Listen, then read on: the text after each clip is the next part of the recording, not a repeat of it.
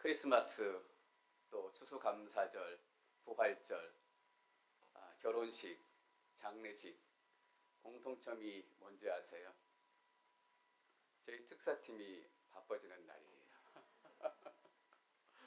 특별한 음식도 준비해야 되고 때로는 데코도 해야 되고 특사팀이 가장 바빠지는 연중의 시기이지 않나 싶습니다. 오늘도 특사팀에서 특별한 음식을 준비했어요. 불고기 전골.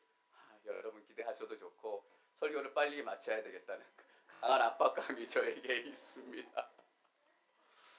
크리스마스, 부활절, 또 추수감사절, 결혼식, 장례식은 특사팀에만 부담이 되는 날이 아니라 목사인 저에게도 많이 부담이 되는 날이에요.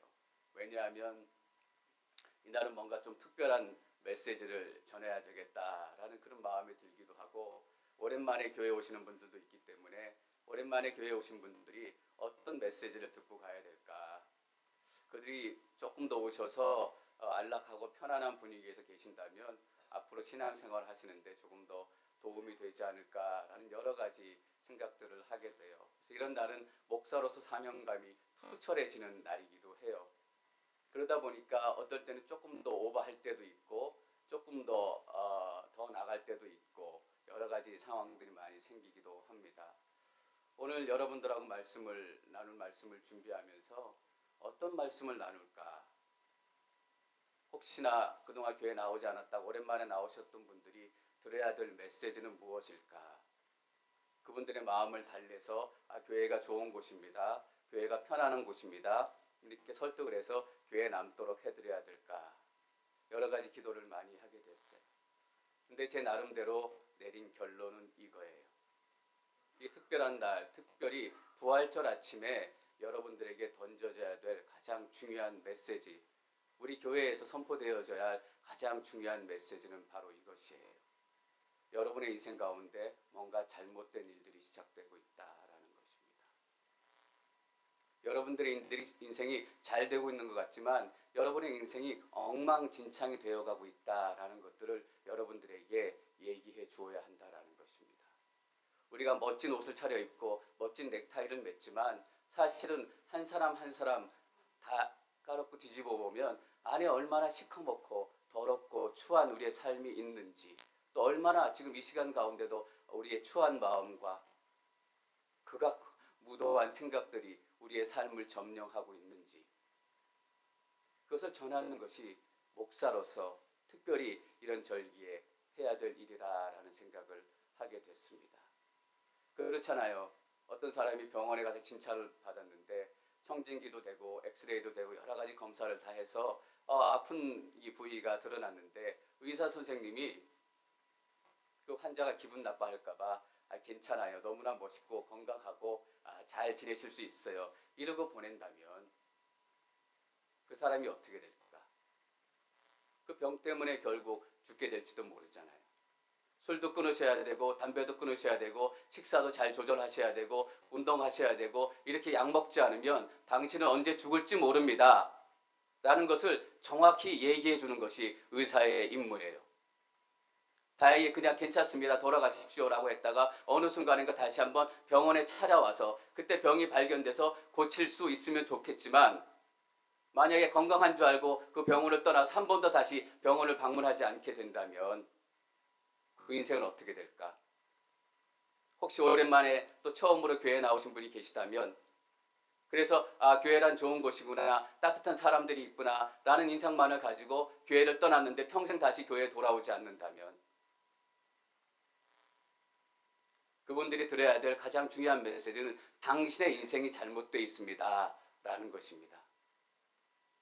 그래서 당신은 그 잘못된 인생, 당신의 더러운 죄 때문에 당신은 반드시 하나님의 심판을 받아야 될 사람입니다 라는 것을 여러분 스스로가 절절히 깨달을 수 있도록 여러분의 상처와 아픔과 죄성과 죄를 다 드러내서, 여러분들이 죄 때문에 힘들어하고 고통스럽게 하고 오늘 설교 때문에 내가 너무너무 힘들었다, 나의 더러운 모습을 보았다, 이렇게 하도록 만드는 것이 저의 영적인 사명과 임무다라는 거예요. 그렇지 않으면 내가 어떻게 살아야 될 것인가, 이 죄 많은 인생이 어떤 인생을 살아야 될 것인가 라는 고민도 시작해보지도 않고 돌아가시게 된다라는 거예요. 우리가 70을 살든 80을 살든 100살을 살든 또 오래 살아서 120살을 살든 우리의 인생은 딱 그만큼의 기한이 정해져 있는 인생입니다. 어떻게 보면 사형수다라고 얘기할 수 있어요. 죽을 날을 받아놓고 사는 사형수와 같은 인생. 어떤 분이 이렇게 말씀하실지도 모르겠어요. 목사님 저를 잘 몰라서 그러신데 저는 거짓말도 한 번도 안 하고 아내한테도 정말 잘하고 교통신호 한 번 어긴 적이 없는 사람입니다. 하나님께서 죄 때문에 이 땅을 심판하시고 사람을 심판하신다면 제가 제일 늦게 벌 받을 사람입니다. 예, 제일 늦게가 맞을지도 몰라요.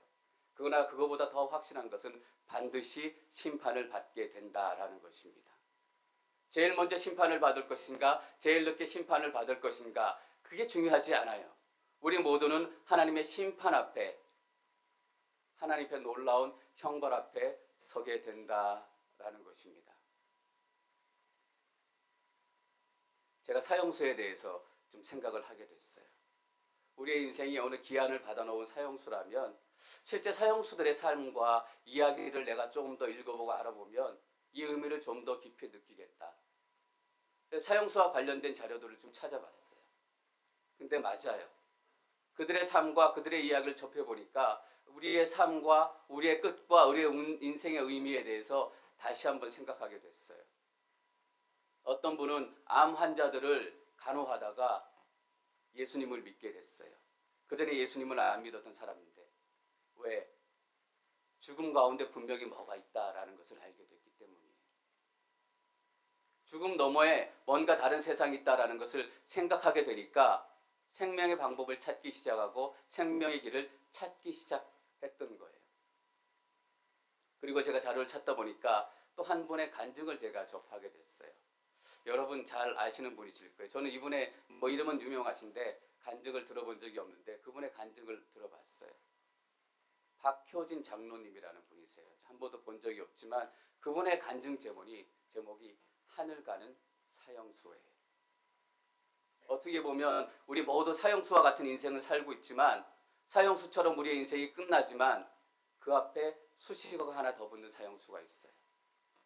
하늘 가는 사형수.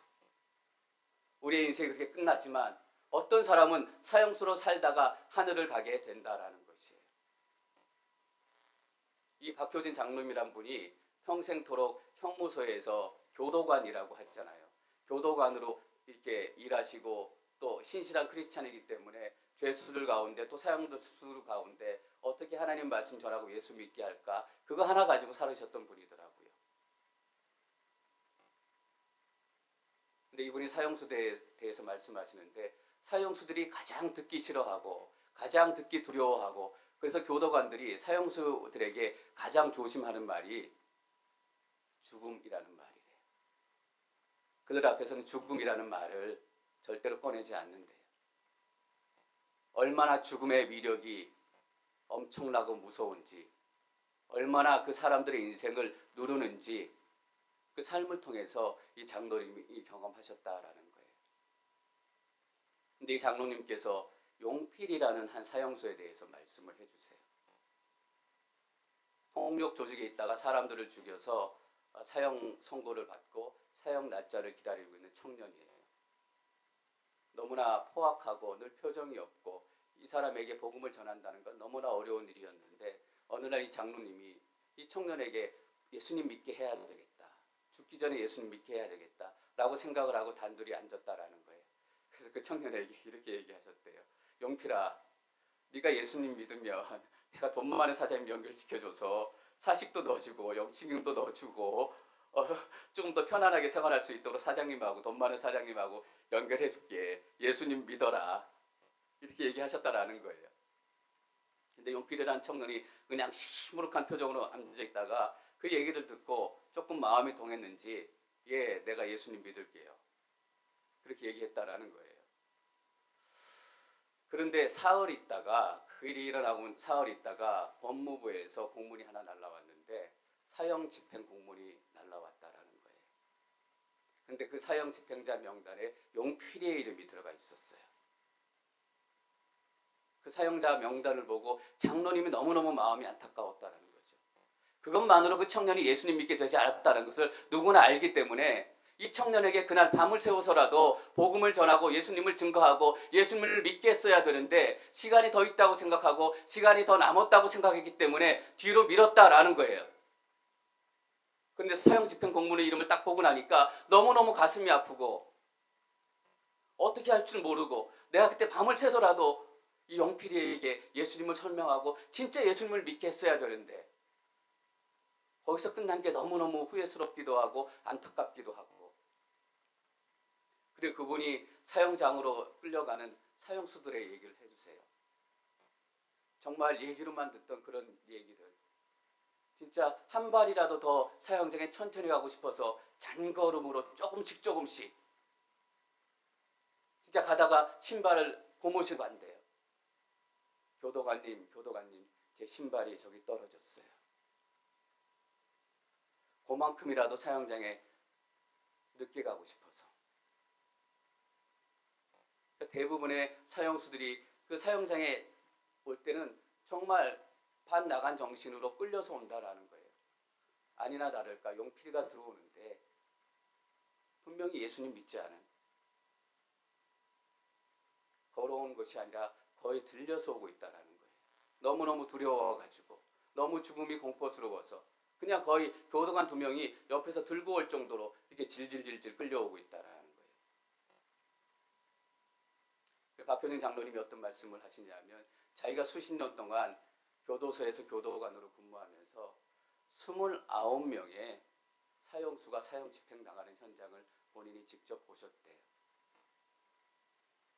보셨는데 정말 놀라울 일 중에 하나가 뭐냐면 그 교도소에서 예수님 만나고 예수님을 믿고 자기의 죄를 예수님께 고백한 그런 사형수들의 죽는 모습이 분명히 다르다라는 거예요.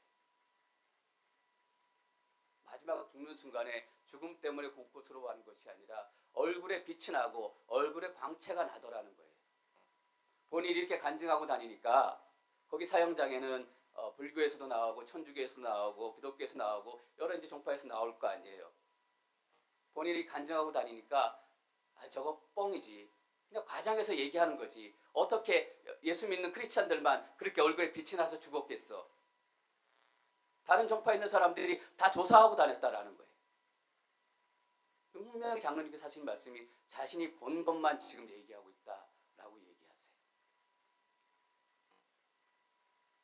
아니나 다를까 용팔이도 예수님을 만나지 못했기 때문에 거의 반죽음이 돼서 들려왔는데 들려오면 형무소 소장이 물어본다는 거. 본인은 확인하겠죠. 당연히 집행하기 전에. 이름이 용필이 맞냐? 주소가 맞냐? 네 죄가 그렇게 많냐? 물어보는데 벌써 용필이가 넋이 나와가지고 대화가 진행이 안 되더라는 거예요. 그래서 대화하는 걸 끊고 형 집행하기 전에 그래도 용필이가 자기 종교 기독교라고 썼으니까 예배 드리겠습니까? 라고 물어보시더래요. 재빨리 그 장로님이 예배 드리겠습니다 라고 하고 죽기 전에 하나님의 말씀 복음을 전해야 되겠다라고 생각을 하고 요한복음 1장 12절 누구든지 영접하는 자 곧 그 이름을 믿는 자들에게는 하나님의 아들이 되는 권세를 주셨습니다. 1장 12절을 펴가지고 용필이한테 보여줬다는 거예요. 용필이한테 보여주게 용필이가 이렇게 벌써 넋이 나와가지고 동공이 풀려서 책을 볼 수 없는 거예요. 장모님이 귀에 대고 소리를 쳤대요. 누구든지 영접하는 자, 곧 그 이름을 믿는 자들에게는 하나님의 아들이 되는 권세를 주셨습니다. 아무리 소리쳐도 용필이가 넋이 나와가지고 그 소리를 못 듣는다라는 거예요. 그렇게 한참을 하다가 드디어 형이 집행되기 명령이 떨어져서 저 앞에 있는 이렇게 목매다는 그 자리로 교도관들이 끌고 가는데 용필이 얼굴을 보니까 장로님이 이렇게 얘기하세요. 엑소시스트나 괴기 영화의 얼굴에 귀신이 드러날 때 나오는 그런 표정이 용필이다라는 거예요. 너무너무 끔찍하고 기특한 표정으로 끌려가는데 장로님 마음에 용필이가 지옥 간다. 용필이가 지옥 간다. 그래서 자기도 모르게 뛰쳐나갔다라는 거예요. 용필이의 그 몸을 부둥켜 안고 소장님에게 소장님 조금만 더 시간을 주세요. 조금만 더 시간을 주세요. 그렇게 얘기하고 거기 교도관 중에 기독신임에 있는 분들에게 소리를 쳤다는 거예요. 우리 마지막으로 함께 기도하자. 이 영혼을 위해서 하나님께 기도하자. 하나님께 구원해달라고 기도하자. 그러니까 기독신임에 같이 신앙생활하고 있던 집사님들, 장로님하고 같이 나와가지고 어떤 사람은 허리를 붙들고 어떤 사람은 다리를 붙들고 장로님은 머리를 붙들고 기도했다는 거예요. 하나님, 내가 절대로 용필이 빼앗기지 않겠습니다. 절대로 빼앗기지 않겠습니다. 소리 지르며 기도했대요. 오래 기도했겠어요? 오래 기도 시간이 주어졌겠어요? 얼마나 뜨겁게 기도했는지 벌써 집사님들 목소리들이 다 쉬어가지고 주여 주여 막 기도하고 있는데 갑자기 용필이가 일어서더니 주여 주여 주여 이렇게 소리 지르기 시작하더라는 거예요. 근데 장로님 생각에는 얘가 지금 넋이 나가고 정신이 나가서 여기 집사님들하고 내가 주여 주여 붙들고 소리치며 외치며 기도하니까 정신이 나가서 저러나 보다. 일어나더니 주여 주여 내 죄를 용서해 주셔서 고맙습니다. 내 죄를 용서해 주셔서 고맙습니다. 내 죄를 용서해 주셔서 고맙습니다.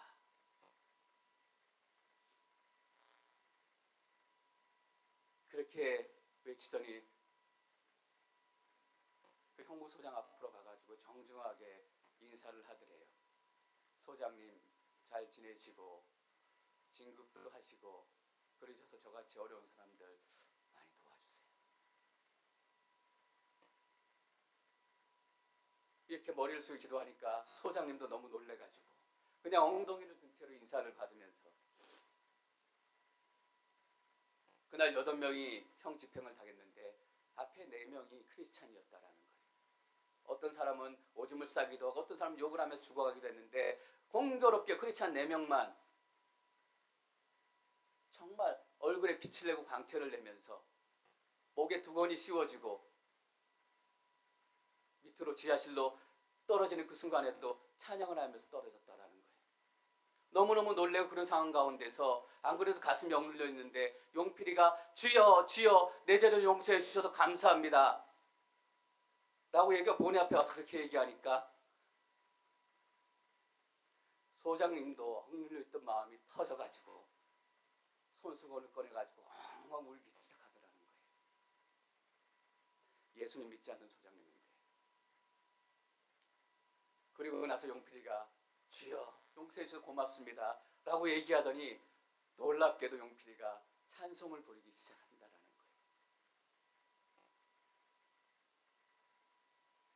인애하신 구세주여. 나중에 장로님이 생각했다라는 거예요. 이 용필이가 절대로 이 찬송을 할 놈이 아닌데, 절대로 이 찬송을 할 수 있는 놈이 아닌데, 그 천국 가면 물어보고 싶다라는 거예요. 용필이한테. 네가 원래부터 알았던 찬송이니 아니면 그 시간 성령님이 너에게 주신 찬송이니. 일어나 손을 들고 인애하신 구세주여. 주위에 있던 믿지 않는 교도관들이 너무너무 놀래고 그게 너무너무 엄숙하기 때문에 예수 믿지 않던 교도관들도 무릎을 꿇고 울기 시작했다는 거.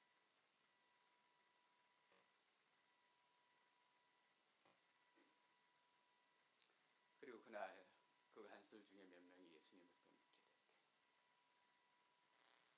하는 말이 뭔가 있다.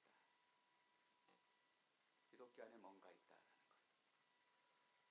그래요. 우리는 부활절에 이 기독교 안에 우리 믿음 안에 뭔가 있다라는 것을 경험해야 돼. 우리 기독교에는 예수님의 사랑이 있어요. 예수님의 희생이 있어요. 예수님의 죽음이 있어요.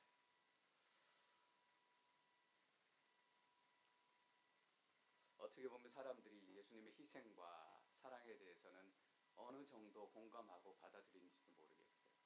그래서 어릴 때 우리 초등학교 교과서 보면 4대 성인, 석가모니, 공자, 또 마호메드, 또 예수 이렇게 4명이 나오잖아요. 왜 예수님이 4대 성인 중에 들어가야 되냐 따지는 사람 저한테 저도 한 번도 만나본 적이 없어요.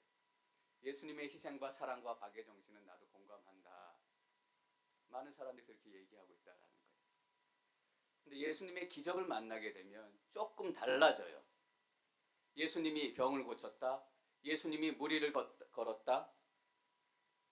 어떤 분이 자유신학에 빠진 그 교회에 가서 설교를 들었는데 그 목사님이 이렇게 얘기하시다라는 거예요. 물 위를 걸었다라는 대목인데 아니, 정말로 예수님이 무리를 걸었겠어요? 말이 그렇다는 얘기지. 말이 그렇다는 얘기를 뭐하러 그렇게 하나님 바쁜데 거기서 적어 놓으셨겠어요. 그죠? 여러분 복음서 보시면 잘 아시잖아요. 예수님이 비유는 이것은 비유입니다 라고 분명히 말씀하셨어요. 그리고 사실은 분명히 사실대로 기록이 돼 있어요. 예수님께서 무리를 걸으셨기 때문에 무리를 걸으셨다라고 기록이 되어 있는 거지 무리를 걸으신 것처럼 비유를 말씀하셨다라고 얘기했다면 비유라고 기록이 되어 있을 거예요. 왜냐하면 다른 것들에게는 다 비유라고 단서가 되어 있기 때문에. 기적을 만나면 이렇게 사람들이 달라져요. 죽은 나사로가 살아났다? 어떻게 죽은 사람이 살아날 수 있어? 예수님의 시대에 많은 기적이 있었고 또 사도시대 초대교회 때 정말 많은 기적들이 있었어요. 병자들이 낫고 기도하면 죽은 사람들이 일어나고 많은 귀신들이 떠나가고. 근데 어떤 신학자들은 이렇게 얘기해요. 이제는 하나님의 말씀이 계시록까지 다 완성이 됐기 때문에 더 이상 우리 가운데 기적이 필요 없다. 이제는 우리가 하나님의 말씀을 붙들고 살아야 된다. 그것은 교회가 처음 세워질 때 하나님께서 특별히 기적의 역사, 교회가 세워질 수 있도록 기적을 허락하셨기 때문에 기적이 나타난 것이지 하나님의 말씀이 계시록까지 다 완성된 지금에는 이런 기적이 우리에게 필요가 없다.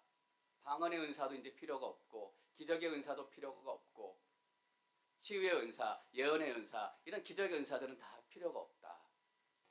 이 시대 기적의 은사는 없고 기적은 없다. 기적의 시대는 끝났다라고 얘기해요. 근데 저는 생각이 좀 달라요.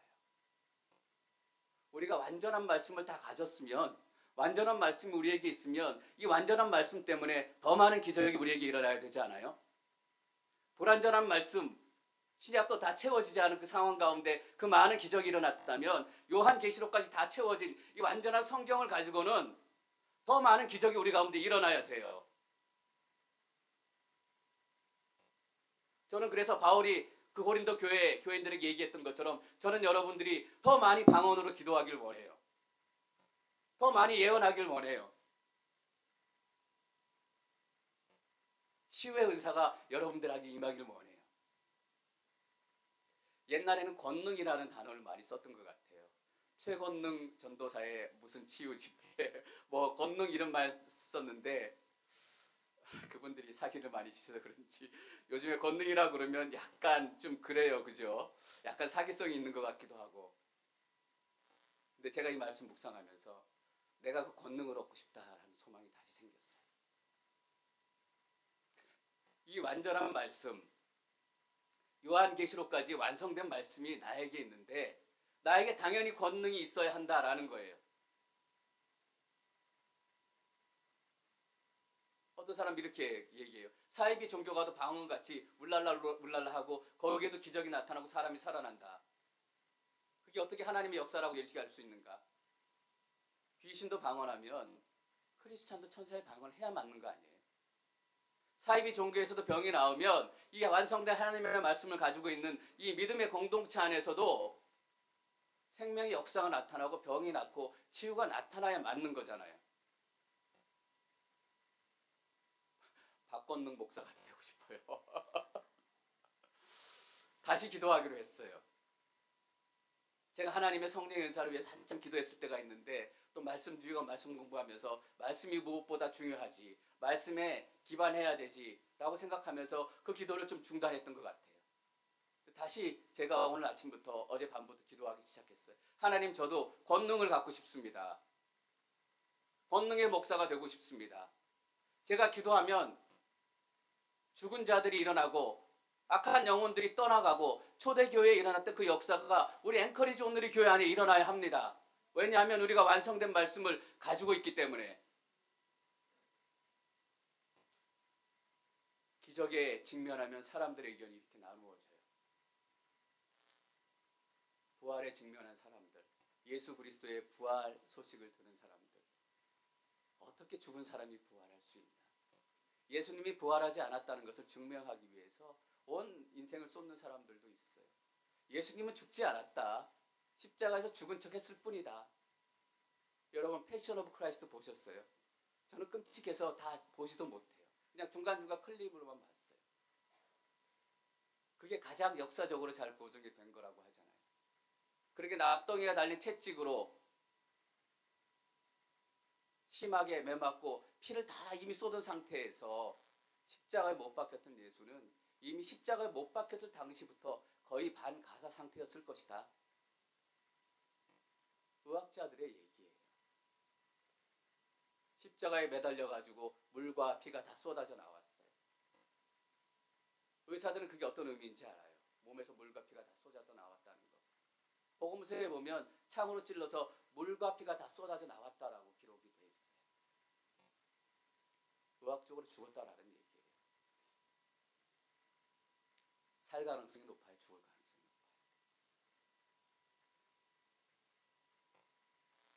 저는 예수님의 동생 야고보와 유다의 삶에 특별히 주목하게 돼요. 왜냐하면 그들은 예수님이 살아있을 때 예수님의 제자가 아니었어요. 예수님이 미쳤다라는 소문을 듣고 예수님을 잡으러 쫓아다닌 사람들이었어요. 요한복음에 보면 형님 어차피 드러낼 일 하시려거든 예루살렘 저 도시에 가서 하세요.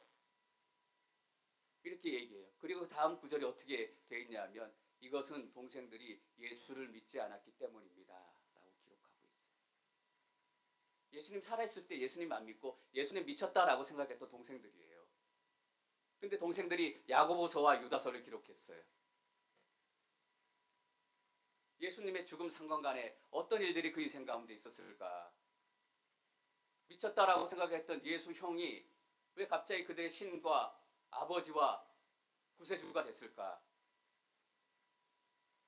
제자들은 예수님을 평소에도 쫓았기 때문에 뭐 이런저런 이유로 그럴 수 있다고 쳐요. 동생들은 그럴 수 없다라는 거예요.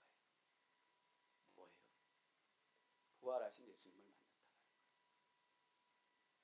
그 외에는 동생의 변화를 설명할 수 있는 방법이 없는 거예요.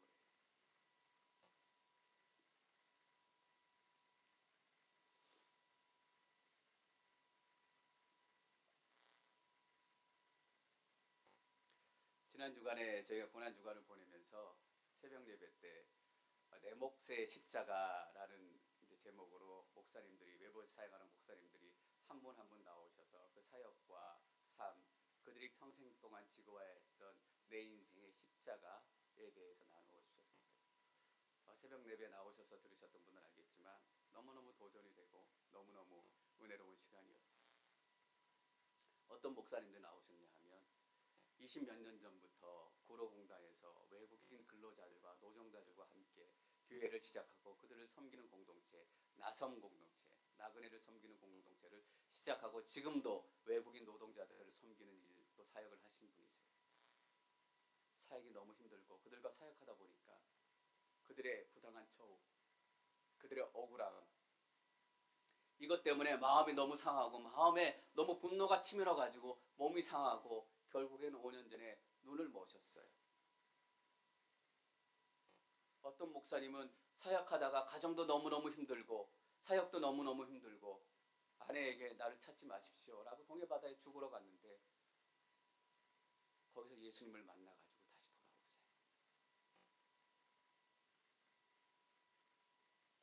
어떤 목사님은 탈북자 목사님이세요.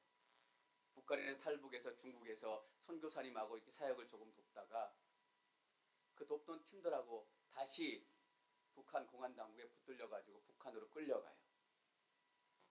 그리고 보위부 앞에서 취조를 받아요. 그 목사님이 이렇게 얘기해요. 여러분 보위부가 얼마나 어마어마한 영적인 권위를 가지고 있는지 모르시죠? 그 앞에 서면 벌벌벌벌 떨게 됩니다. 저는 그래서 이 세상 힘이 그냥 힘이 아니구나. 사단에 잡힌 힘이 있구나라는 것을 다시 한번 보게 됐어요. 그래서 같이 사역하던 팀들이 그 앞에서 취조를 당하는데 예수님을 믿냐? 예수님을 부인하면 풀어주겠다. 사역하던 다른 동료들은 다 예수님을 부인하지 않고 믿음을 지켜서 정치수용소로 끌려갔어요. 근데 이 목사님은 그 형무소에서 나는 예수 믿지 않습니다 라고 예수님을 완전히 부인했다. 그리고 풀려났어요. 그리고 결국 탈북해서 다시 한국으로 와가지고 한국에서 신학 공부해서 지금 한국에서 목사님이 되셨어요. 그 인생의 평생 퀘스천 하나가 이거라는 거예요. 끝까지 믿음을 지키고 예수님을 지켰던 그 믿음의 지체들은 정치 형무소로 끌려가서 죽었는데 나는 예수님을 부인했는데 이렇게 살아와서 목사가 됐다. 인생이란 것이 무엇인가? 믿음이라는 것이 무엇인가? 여러 목사님들의 얘기를 들으면서 아, 저것이 평생토록 지고온 저분들의 십자가구나 라는 것을 깨닫는 것 동시에 그분들이 어떻게 말씀하시냐 하면 여러분 여전히 힘들어요. 여전히 힘들어요. 그 십자가 끝이 나지 않았다라는 거예요. 여전히 탈북 청소년들이 칼로 와서 위협하고 죽일 위협을 하고 여전히 도망가고 싶고 여전히 힘들고 일주일에 3번씩 사역을 그만두고 싶고 근데 여전히 힘들어요. 그 고백 속에 제가 절망을 보는 것이 아니라 소망을 보기 시작하는 거예요. 저게 절망의 탄식이 아니다. 저게 생명의 고백, 소망의 선포다라는 그 마음이 제 안에 쓱 들어오는 거예요.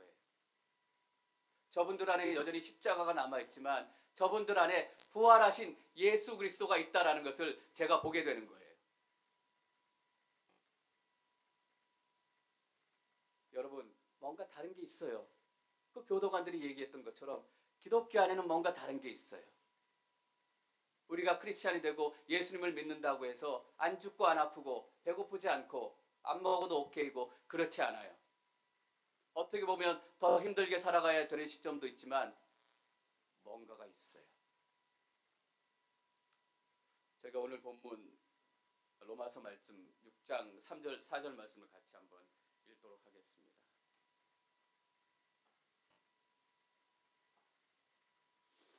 4절 시작. 이는 그리스도의 죽으심과 연합해 세례를 받음으로써 그분과 함께 묻혔습니다. 이는 그리스도께서 아버지의 영광으로 인해 죽은 자들 가운데서 살리심을 받은 것처럼 우리 또한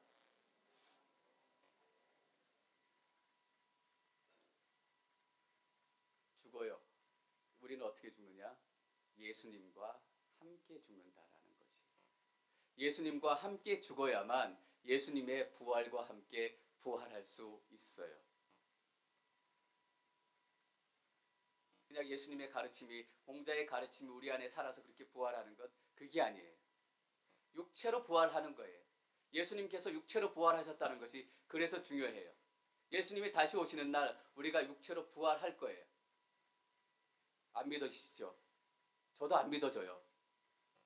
근데 예수님 보고 믿는 거예요. 왜? 예수님이 육체로 부활하시는 증거를 우리에게 보여주셨기 때문에.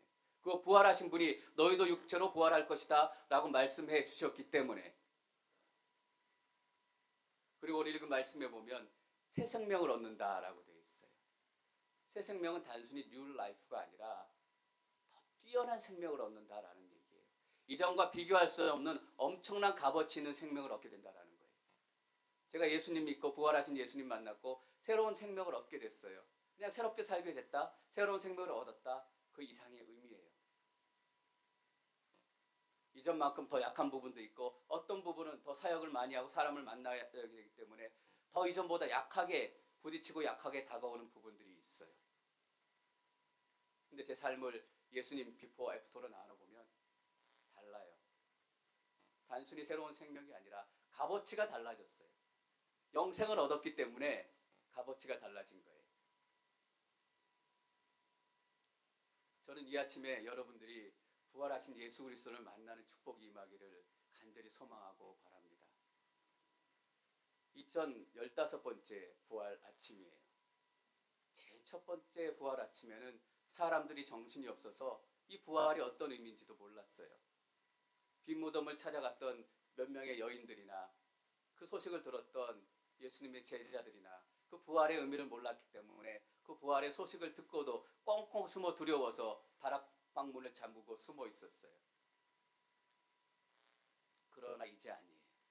우리는 그 부활이 어떤 의미인지 다 알아요. 그래서 우리는 오늘을 부활절이라고 부르고 매주 일요일을 주일이라고 부르는 거예요. 주일이 뭐예요? 주님의 날이에요. 예수 그리스도가 부활하신 날이다라는 것을 의미해요. 오늘만 부활절이 아니라 매주 주일이 부활절이 되어서 부활의 기쁨으로 잔치와 같은 예배를 매주 드려야 한다라는 거예요. 매일 삶 가운데 드려야 한다라는 거예요. 교회에 오면 아픔이 없어요. 교회에 오면 아픔이 있고 갈등이 있고 다툼이 있고 우리 인생에 여러 가지 허물들이 있어요. 그것이 다 사라졌기 때문에 잔치와 같이 축제와 같이 예배하는 것이 아니라 그 아픔과 슬픔과 고통을 감내할 만한 이유와 힘과 소망을 보았기 때문에 우리가 기쁨으로 예배할 수 있는 거예요. 그래서 저는 우리 엔커리지 온누리 교회 주일 예배가 매주 잔치가 됐으면 좋겠어요. 그냥 행복한 일만 나타나가지고 좋은 일만 생겨서 잔치가 아니라 아픔이 있지만 갈등이 있지만 힘든 일들이 여전히 남아있지만 예수 그리스도의 부활 때문에 우리 고통이 우리 아픔이 의미가 있고 감내할 만한 마땅한 가치가 있다라는 거예요. 그래서 주일이에요. 여러분 주일을 가볍게 보지 마세요. 근데 안식일을 지켜야 되냐 지키지 않아야 되냐 이것들은 우리가 이미 넘어서야 돼요. 함께 모여서 잔치하는 날. 여러분 이 놀라운 잔치에 빠지고 싶으세요?